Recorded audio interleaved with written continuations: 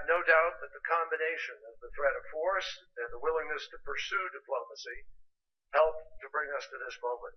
But diplomacy requires willing partners. And I want to thank President Putin for his willingness to pick up on the possibility of negotiating an end to Syrian weapons of mass destruction.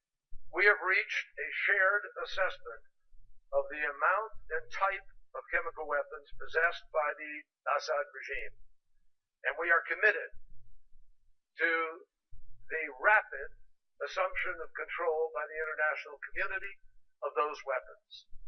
Second, specific timelines.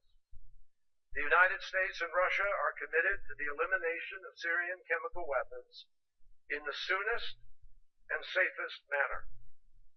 We agreed that Syria must submit within a week, not in 30 days, but in 1 week, a comprehensive listing, and additional details will be addressed regarding that in the coming days.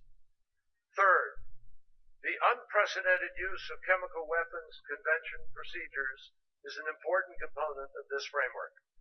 We have committed to use extraordinary procedures under the Chemical Weapons Convention for the expeditious destruction and stringent verification of Syrian chemical weapons. Fourth, verification and monitoring.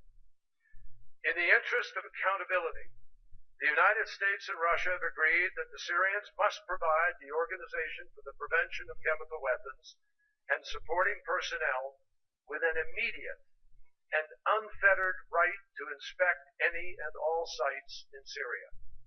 Fifth, destruction. We have agreed to destroy all chemical weapons, including the possibility of removing weapons for destruction outside of Syria. We have also reached a side agreement on methodology. Fifth, finally, consequences. Sixth, Our agreement today strengthens the OPCW, the Organization for the Prevention of Chemical Weapons, Executive Council decision to use the Chemical Weapons Convention extraordinary procedures in order to ensure full implementation. It also provides for UN administrative and logistical support to the OPCW for inspections and destruction. In the event of non-compliance, we have committed to impose measures under Chapter 7 within the UN Security Council. Ultimately, perhaps more so than anywhere in the world, actions will matter more than words. In the case of the Assad regime, President Reagan's old adage about trust but verify, doverai no proverai, I think is the saying, that is in need of an update. And we have committed here to a standard that says verify and verify. But I also want to be clear about the end game here.